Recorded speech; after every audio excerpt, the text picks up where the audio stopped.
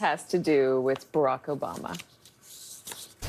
Russia. President Trump used to say that's all Democrats wanted to talk about, but now it's all Donald Trump seems to want to talk about. Joining us now, host of the Independent Americans podcast, Paul Rieckhoff, and Msnbc political analyst and former Undersecretary of State for Public Diplomacy and Public Affairs, Rick Stengel. Okay, so amid the Epstein drama, Donald Trump is trying to distract. He's gone through a litany of some of his greatest hits. Look over here, look over there. He's now landed on Russiagate, and he's got a new villain in Russiagate. It's not just Hillary Clinton any longer. Now it's President Obama. And Pam Bondi says she's going to appoint a strike force, her words, to review the material that Tulsi Gabbard released about what happened in 2016. Paul, it's going to work?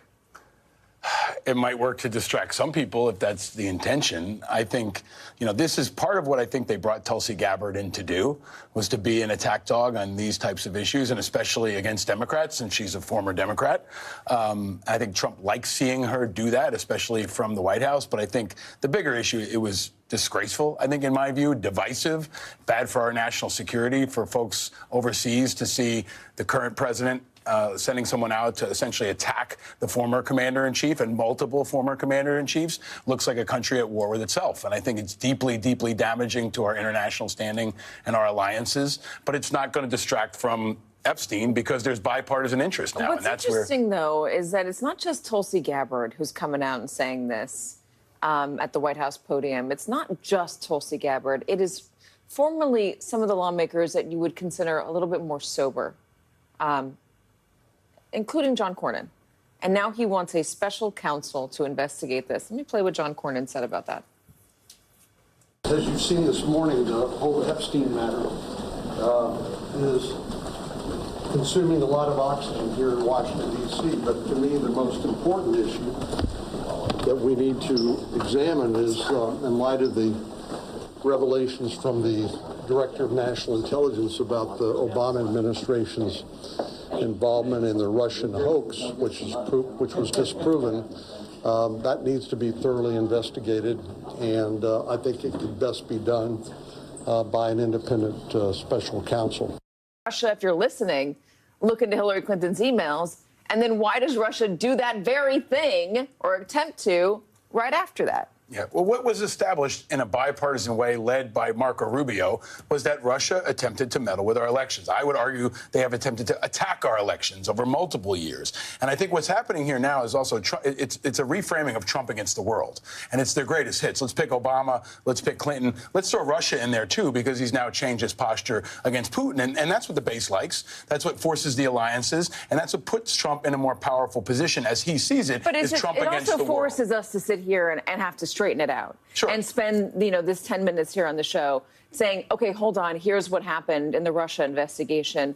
And what's the adage when you're explaining you're losing? As James Carville argues, and say, I want to fix your life. I want to fix your pocketbook. Here's how I'm going to do it. Well, they're always letting Trump control the narrative. Exactly. And control the tempo, right? They're always reactive. They're chasing it. They're always responding instead of offering an alternative. They still haven't snatched the narrative back. I think Gavin Newsom did it for a couple days, and then it kind of fleeted away. They're still leaderless. It doesn't look like they're unified on message. But also, Trump wants to continue to divert away from Epstein because Epstein's hurting him. Like, there is real bipartisan interest in this. And when Republicans start coming after him on Epstein, it's a problem. The Democrats are right to let it be front and center because of that, but also to propose alternate policies and things that are actually going to help people's lives. But they continue to scramble, and they always look reactive to everything he does, and that's to his advantage. Was classified as secret, no foreign.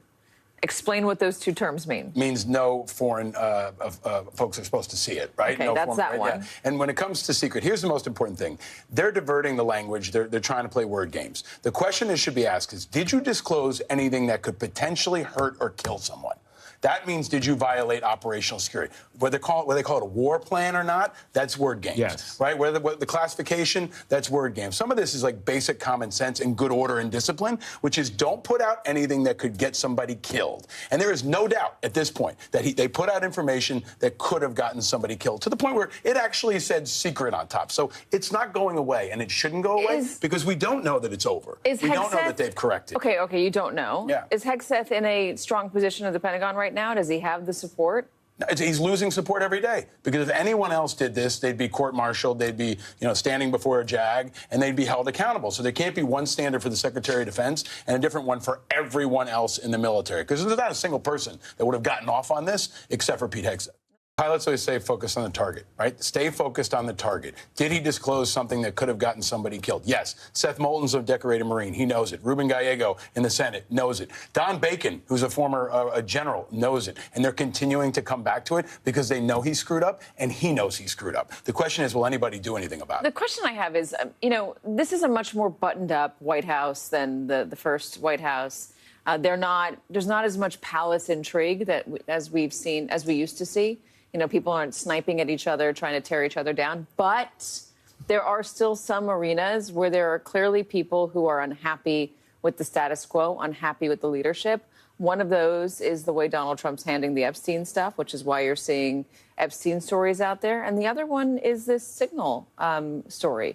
Clearly, there are people out there in Washington somewhere who are upset about this and want the truth to come out, want there to be accountability for what Pete Hegseth did. And they include former advisors to Hegseth, people who used to work directly for him. They are the leakers, they are the sources, and it's people probably with and around the building who have subject matter expertise as well. But the really important point is he hasn't been held accountable, and you don't know that he's still not doing this stuff, right? He hasn't answered to that point. There were reports that he had a computer lined into his office. You have to stay focused on it because the stakes are so high. This is the guy who is responsible for our nukes. Right? Never lose sight of that, and we can't let him divert, and we can't let him deflect. It actually teaches leadership and rewards leadership and trains leadership is the military. They do a better job of that than anybody. It used to be that way, but now they've purged people who aren't loyal, and it's totally disrupted the entire ethos and culture of the military. We hope that's still true in the lower ranks, but at least at the top, if you're not loyal, you're gone.